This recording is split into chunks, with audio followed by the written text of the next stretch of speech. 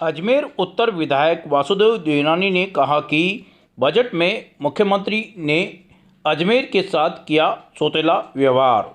Budget में अजमेर को निराशा मिली है। अजमेर में अनेकों घोषणाएं ऐसी है जो होनी चाहिए, लेकिन मुख्यमंत्री ने अजमेर के विकास को लेकर कोई भी सार्थक घोषणा नहीं की। इसे लेकर आज अजमेर उत्तर विधायक वासुदेव देवनानी ने पत्रकारों से बातचीत की। आइए देखते हैं बातचीत के प्रमुख अंश। आज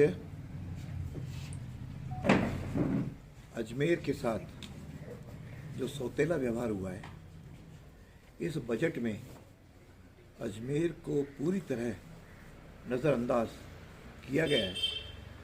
ये विधानसभा के अंदर पिछले समय में मांगे मैंने प्रत्येक प्रकार की वहाँ पे उठाई, जिसके अंतर्गत अजमेर के जो पिछली घोषणाएं हुई थी बजट में, वे भी आज तक कहीं धरातल पर नहीं उठाई हैं।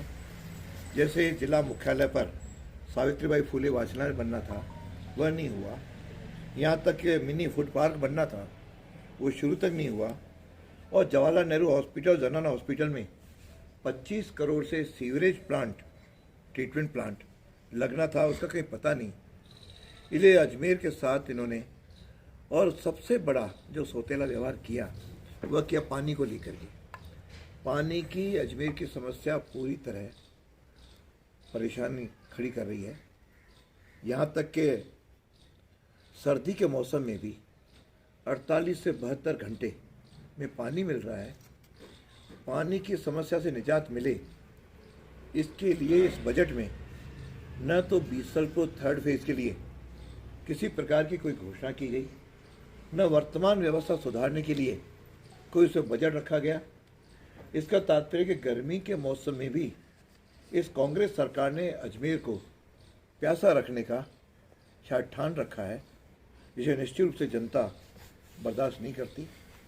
अजमेर से जुड़ी हुई 2-3 जो और समस्याएं थीं, उसमें एक थी मेरी विधानसभा क्षेत्र में कोटड़ा में जिस प्रकार से यह आपके तेलंगाना गेस्ट हाउस का और साथ में अल्पसंख्यक छात्रावास का, इसके लिए भी मैंने आवाज़ उठाई। उस पर भी अभी तक मंत्री जी मौन है।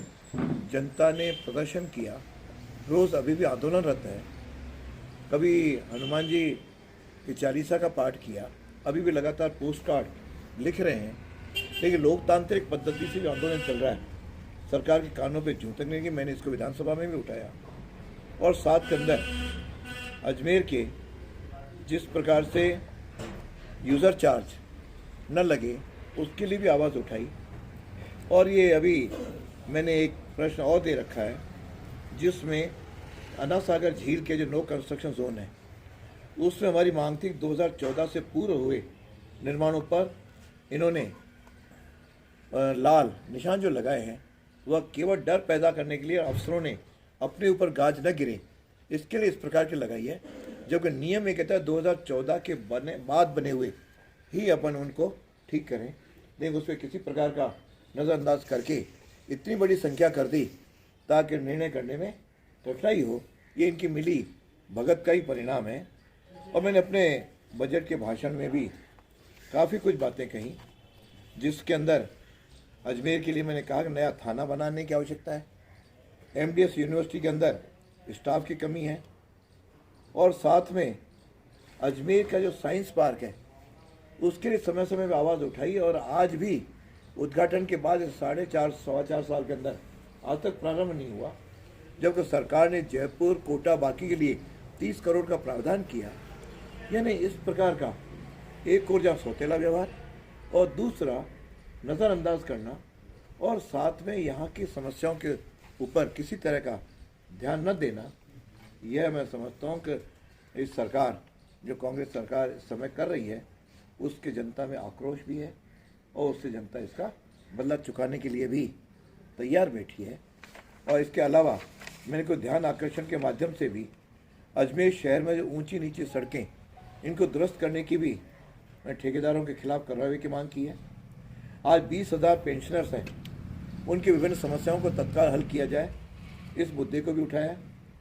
और मेरे विधानसभा कृषि और खातेदारी भूमि में जो बसी कॉलोनियाँ हैं इनको भी नियमित कर आवासीय पट्टे का मुद्दा उठाया है। और साथ में ई रिक्शा जो बिना किसी रजिस्ट्रेशन के जो सरपट चल रहे हैं उनको नियमित लाइसेंस जारी करने के लिए भी आवाज़ उठाई है। इस प्रकार विभिन्न समस्या जो पहला चरण चला उसमें विभिन्न समस्याओं का मुद्दा उठाया। पेपर लीक का भी मुद्दा उठा। इसमें मेरा आज जो ताज़ा समाचार आए हैं, पेपर लीक के समय मुख्यमंत्री जी ने बहुत दावे किए कि किसी तरह का पेपर लीक नहीं हुआ है और हमने सारे जो कठोर कदम उठाए। अभी हाल ही में कल ही जो पेपर हुआ है वह भी लीक पाया गया है और उस लीक में अंदर उनको नंबर बताया तो उस नंबर पे किस प्रकार से 8 बजे ही इस प्रकार का पेपर आउट हो गया है और जिसमें 80 प्रश्न 100 में से हूबहू है।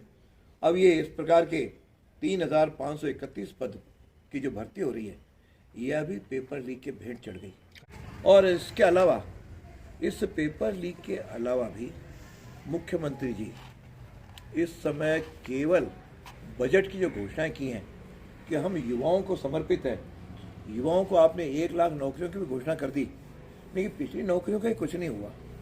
और आरपीएससी का कैलेंडर बन चुका, उसमें नौकरियों का कोई प्रावधान नहीं है और आपके पास काम करने के लिए केवल 5 महीने ही है, उसके बाद आचार संहिता आ जाएगी। तो इस प्रकार लोगों को, युवाओं को बरगलाने का तरीका बंद करो। आप पिछली बार ही मुझे ध्यान है कि 2013 के अंदर आपने बहुत 8 के अंदर भी बहुत 8 के अंदर तो सरकार आ गई, डींगे हाँकी थी नंबर 1 मुख्यमंत्री और बड़े बड़े होर्डिंग भी लगाए थे, लेकिन अंत परिणाम निकला कि 21 सीटों तक समेट लिए। आज इन सारे दावों को देखते हुए मैं दावे के साथ कह सकता हूँ हम 3/4 बहुमत से 3/4 बहुमत से सत्ता बनाएंगे और कांग्रेस के जो एक मंत्री कह भी रखे हैं हम फॉर्चूनर गाड़ी तक के हमारे सिमट जाएंगे, तो वास्तव में ये 9 तक सीमित हो जाएंगे। और एक बात और कहूँगा कि बार बार मुख्यमंत्री जी कहते हैं कि राजस्थान मॉडल को अपनाया जाए। इन्होंने गुजरात में खूब कहा कि राजस्थान मॉडल को अपनाएं, लेकिन गुजरात में किसी ने सुना नहीं और कांग्रेस को 16 सीटों पर समेट कर दिया। इसलिए राजस्थान की जनता भी इस मॉडल को ठुकरा चुकी है। इनके बारे में आए कि बिल लाए और बिल में जो प्रावधान है पूरे राजस्थान में इसको लेकर के आंदोलन चल रहा है। उसमें जो प्रोविज़न है मैं समझता हूँ कि वह कोई भी प्राइवेट हॉस्पिटल उसके आधार पे कहीं जनता की सेवा कर ही नहीं सकता, इलाज कर ही नहीं सकता। उसमें एक दिन के 1700 रुपये, उसमें भी उस हॉस्पिटल वाले को भोजन देना पड़ेगा। उसमें कोई भी प्राइवेट हॉस्पिटल जो करोड़ों खर्चा करके बनता है उसके हो नहीं सकती। और फिर आपने चिरंजीवी की घोषणा की कि 10 लाख से 25 लाख कर दिए। भैया ये भी आंखों में धूल झोंकने के बराबर है। हमने पूछा कि आपने 10 लाख रुपए का किसके जो है ना आपने भुगतान किया है, तो शायद इक्का दुक्का ही कोई है ही नहीं। जब 10 लाख में भी 5 लाख का प्रोविज़न तो केंद्र सरकार का है, यानी आयुष्मान को इस योजना के साथ जोड़ दिया गया है। तो केंद्र के खर्चे पर आप इस चिरंजीवी योजना को लोगों के बीच में एक पब्लिसिटी करके जो लाभ लेना चाह रहे हैं, जनता समझदार है और होगी नहीं। और कल ही जिन प्राइवेट हॉस्पिटल्स ने यदि आपको सरकारी जो आपकी योजनाएं हैं उसको क्रियान्वित करने के लिए जैसे आंदोलन पे उतरे, आपने कल ही जयपुर के 175 हॉस्पिटल्स की ज़मीनों के जांच के आदेश दे दिए। इस तरह से डराव ना करना, ये लोकतंत्र है क्या? एक और तो आप ईडी और बाकी के खिलाफ आंदोलन कर रहे हो, आपको नैतिक अधिकार क्या है? राजस्थान में भी तानाशाही के माध्यम से इन प्राइवेट हॉस्पिटलों को आप जो झुकाना चाह रहे हो, यह लोकतंत्र में उचित नहीं है। आपके तानाशाही प्रवृत्ति का हम लोग विरोध करते हैं। आप इनके साथ बातचीत करके इसका समाधान करिए। इसका एक ही समाधान है कि सरकारी हॉस्पिटल्स की सुविधाएं ठीक करे, उनकी परिस्थितियाँ ठीक करे। मूल रूप से तो आपको ठीक करना है, नहीं प्राइवेट हॉस्पिटल में न तो उपकरण है, न डॉक्टर है, न कोई सुविधाएं हैं। आप केवल प्राइवेट हॉस्पिटल्स के आधार पे ये बिल लाना चाह रहे हो। इसकी सार्थकता तभी होगी जब पहले आप प्राइवेट हॉस्पिटल के साथ साथ सरकारी हॉस्पिटल्स की भी स्थिति सुधारें। अच्छा, मतलब पुष्कर में सरकार होली महोत्सव मनाने जा रही है, क्या लगता है आप किस रूप में देखते हैं? यह सरकार चुनावी साल है, चुनावी वर्ष में इस तरह के कई नाटक आगे भी करेगी। इनको लगने लगा कि भारतीय जनता पार्टी कहीं हिंदुत्व के आधार पर जीत रही है। यह इनके कई आलाकमान से जुड़े हुए लोग कहते भी रहते हैं। इस कारण से वो इस प्रकार के उत्सव मना करके लोगों की सहानुभूति लेना चाह रहे हैं, लेकिन लोग सावधान हैं। जिस पार्टी के नेताओं का राम में विश्वास नहीं है, और इन्होंने सिब्बल ने तो हल्फनामा पेश किया था कि हम राम पे विश्वास नहीं करते, और इन्हीं के राज में रामचरितमानस पर कई लोग अंगुली उठा रहे हैं, आप मौन धारण किए हुए हैं, और केवल एक जनेऊ पहनना या मंदिरों में जाना या इस प्रकार के उत्सव मनाना वह नहीं है। आइए आप मोदी जी के नेतृत्व में कदम से कदम आगे बढ़ाइए, तो यह देश विश्व में अपनी ऊंचाइयों पर छुए। बाकी इस तरह के उत्सव मनाने से इनको कोई भी लाभ मिलने वाला नहीं है। सर, बजट में कई गांव ऐसे हैं जहां पर महाविद्यालय खोलने की घोषणा कर दी गई है, लेकिन न जमीन है न शिक्षक है, क्या कहेंगे? मैं इस अवसर पे एक ही बात को कहना चाहूँगा कि अभी हमने विधानसभा के अंदर हमारे एक सदस्य ने प्रश्न पूछा कि आप भवन की तो आपने स्कूल की कॉलेज की तो घोषणा कर दी है, ये कहाँ स्थापित करोगे? तो मंत्री महोदय का जवाब करें, हम धर्मशाला में खोल देंगे। यानी यह केवल उच्च शिक्षा के साथ क्रूर मजाक है, जहाँ न अध्यापक हैं न भवन है, केवल लोगों को करके हमने तुम्हारे यहाँ कॉलेज खोल दिया। आज भी हमारे पास जो 483 कॉलेज हैं, उसमें से 90% कॉलेजों में स्थायी प्रिंसिपल नहीं है, और गांव के अंदर तो दूर, शहरों की ये हालत है। और इसीलिए यह केवल कागजों पे बने रहेंगे, न तो इनके भवन बनने वाले 5 महीने में, और न कोई अध्यापक नियुक्त होने वाला है। इधर से उधर अध्यापक नियुक्त करेंगे। अभी मेरे पास डेटाज है पूरे, जिसमें सरकारी कॉलेजों के अंदर भी जो वर्तमान में स्टाफ है ही नहीं, तो प्राइवेट जो गाँव में अंदर कहाँ भेज पाएंगे? सर, इसी से जुड़ा एक और सवाल है। उत्तर विधानसभा क्षेत्र में अजमेर ग्रामीण पंचायत समिति है।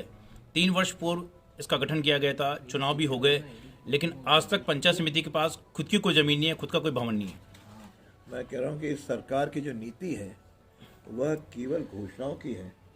जादूगर नाम से केवल जादूगिरी की घोषणाएं तो कर रहे हैं, लेकिन धरातल पर इस पंचायत जो नहीं बनाई है, ये तो एक छोड़ो, बाकी भी पूरे प्रांत के अंदर इनकी स्थिति दयनीय है। तो इसीलिए मुझे लगता है कि जनता भी तय करके बैठी है, इस जादूगर को जनता का जादू ऐसा दिखाया जाए कि चारों खाने चित हो जाए।